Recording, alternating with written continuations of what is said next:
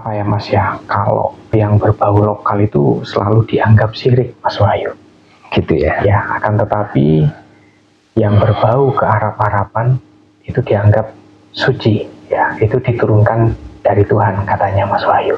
Satu contoh seperti batu Hajar Aswad itu Mas Wahyu, yang sering umat Islam kunjungi ketika beribadah umroh maupun haji, itu dicium Mas Wahyu.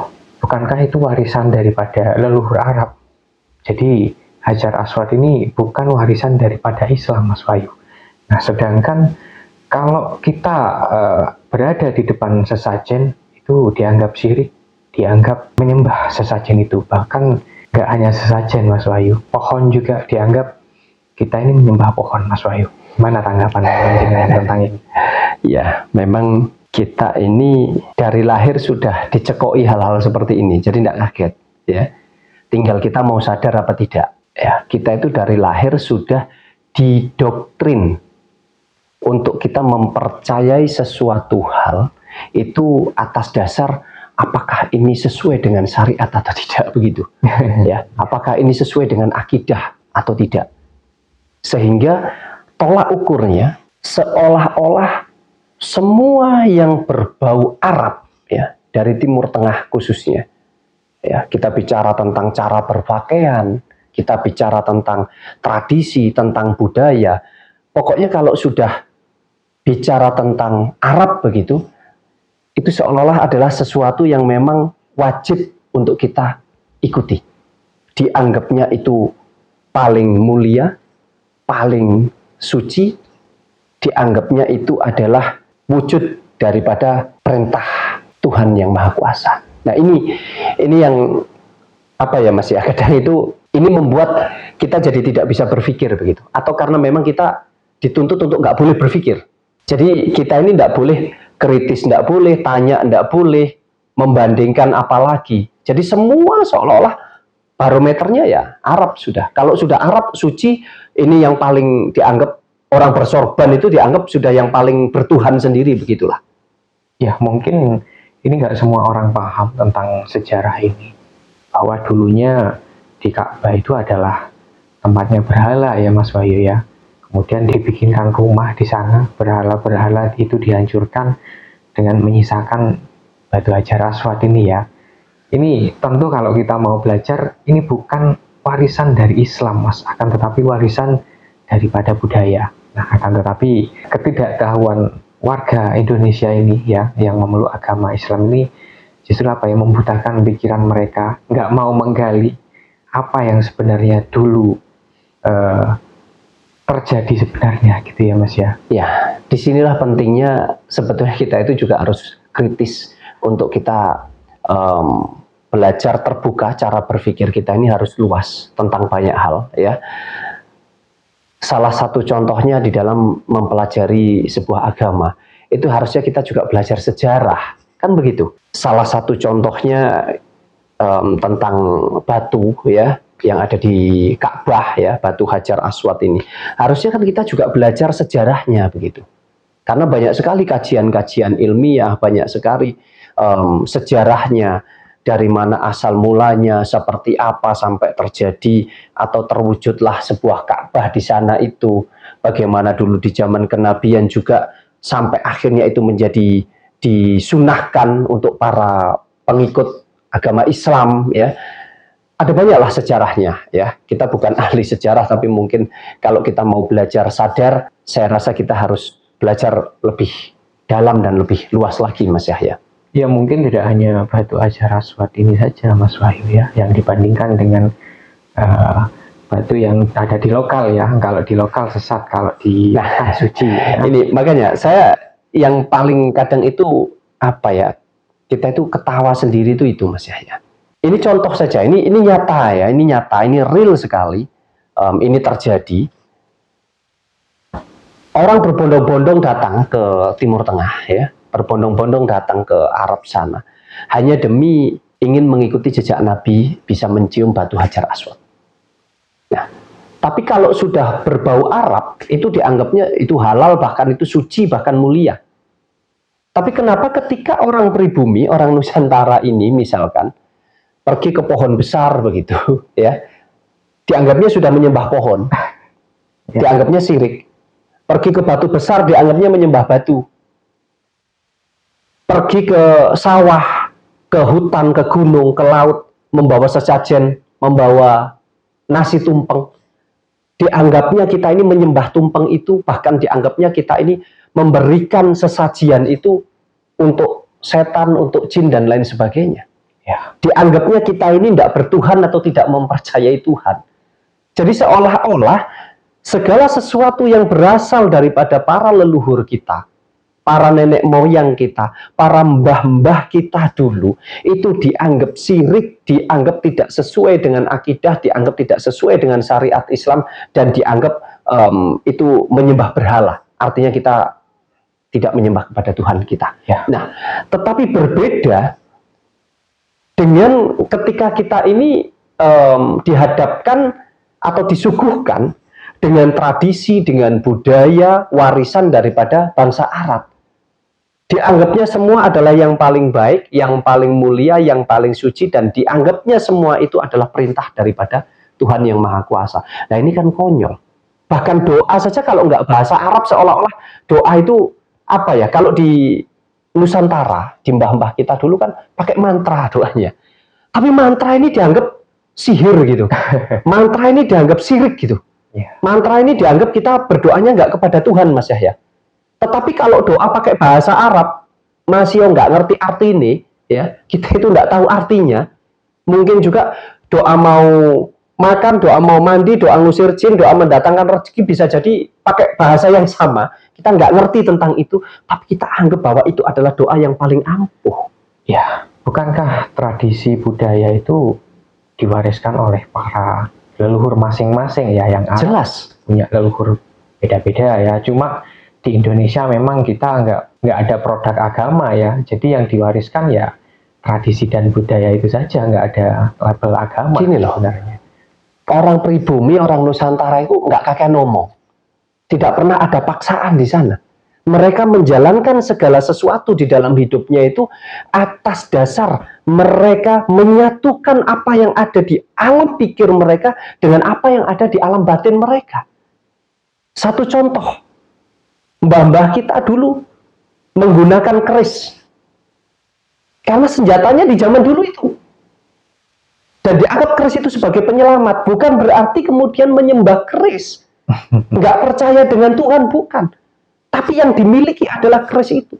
Sehingga keris itu yang harus selalu ada di dekat dirinya. Bahkan keris itu dianggap bisa membawa kedamaian. Keris itu dianggap bisa melindungi, menjaga, dan lain sebagainya. Tetapi karena nggak sesuai, ya, kalau dibandingkan mungkin dengan tulisan raja begitu, Mas Yahya, ya, tulisan pakai bahasa Arab, tulisan Arab, wah, nggak ada itu syirik. Tapi kalau keris selalu dihubung-hubungkan dengan jin, dengan setan, dengan berhala, dan lain sebagainya. Ambil contoh lagi, ketika mbah-mbah kita dulu membawa sesajen ke ladang, ke hutan, ke gunung, ke laut, membawa nasi, tumpeng, dan lain sebagainya, dianggapnya kita memberi makan setan, dianggapnya kita nyembah tumpeng. Padahal itu adalah ucapan syukur terhadap alam semesta ini, terhadap Yang Maha Kuasa. Padahal itu adalah bentuk penghormatan, bentuk penghargaan kita kepada alam semesta ini, atas apa yang sudah diberikan oleh semesta ini kepada kita. Itulah yang dilakukan oleh mbah-mbah kita dulu. Dan itu diwariskan kepada anak cucunya. Tanpa harus memaksa. Kamu harus begini, harus begitu. Enggak. Tetapi seolah-olah, karena itu tadi nggak sama dengan Arab, ya sudah, kita dibungkam. Nggak boleh itu berkembang di sini gitu loh. Makanya sekarang ini sudah mulai banyak bermunculan orang-orang bingung. Bingung karena apa? Belajar agama ya begitu-begitu aja. Karena apa? Ya karena itu bukan milik kita kok.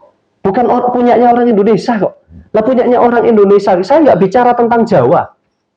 Saya bicara tentang semua suku yang ada di seluruh Nusantara ini. Semua mempunyai warisan tradisi budaya masing-masing. Sesuai tentunya. Sesuai dengan para pendahulu kita. Oh, yang Sunda mempunyai budaya begini, mempunyai tradisi, mempunyai kepercayaan, keyakinan begini, mempunyai ekspresi begini di dalam menyembah Tuhannya, di dalam mengucapkan rasa syukur kepada alam semesta. Demikian pula dengan yang di Jawa, mungkin juga dengan yang di suku Dayak, di Madura, di seluruh Nusantara pokoknya. Bahkan saya apa ya Mas Yahya, kadang itu ternyuh juga ya, ketika anak cucu kita ini sekarang, generasi penerus bangsa kita ini selalu dicekoi semuanya harus yang berbau Arab. Bahkan disuruh menghafal, disuruh apa ya istilahnya mempelajari sejarahnya orang Arab. Tapi nggak mau belajar, nggak mau menghafal, nggak mau belajar tentang sejarahnya mbah-mbah kita sendiri. Satu contoh, kita dipaksa oleh doktrin agama untuk kita mempelajari silsilahnya Nabi misalkan. Apakah itu salah? Enggak. Apakah itu jelek? Enggak juga. Tetapi alangkah lebih baiknya. Nah kalau kita ini hafal tentang mbah buyut kita. Kita belajar tentang Nabi. Oh Nabi orang tuanya ini, anaknya ini, cucunya ini, dan lain sebagainya. Sampai menantunya kita hafal semua. Bahkan sampai dinyanyikan. Tetapi ketika ditanya tentang mbahmu siapa namanya, enggak tahu. Mbah buyutmu siapa, enggak tahu. Bahkan sejarah negara kita berdiri nggak tahu ya Mas. Ya dianggapnya sekarang ini kan katanya para Habib itu berasal dari perjuangan Habib. Ini padahal kan perjuangan daripada ya mbah-mbah kita dulu. Ya para pendahulu kita, para pejuang bangsa kita gitu loh. Kita nggak usah ngomongkan tentang agama lah dulu, jangan dikotak-kotakkan ke sana. Tapi kan itu bagian daripada perjuangan para pendahulu kita. Nah, sekarang ini yang lucu lagi, kita ke makam itu bawa kembang itu katanya kita nyembah makam, menyekutukan Tuhan. Nah, ini kan hal yang sangat lucu sekali. Tapi kalau kita mencium-cium batu, bahkan harus pergi jauh ke sana, semuanya dihalalkan. Ya, bahkan mohon maaf sampai dipakai ajang berbisnis. Ya, sampai ada makam-makam palsu itu loh, sudah disembah berapa puluh tahun Mas Yahya, bayar lagi. Nah ini kan, ayolah saudara-saudaraku semuanya di seluruh Nusantara di Indonesia ini, ayo bangkit berkesadaran. Bukan berarti kita nggak harus beragama, bukan. Peluklah agamamu sesuai dengan keyakinanmu, mau agama apapun itu.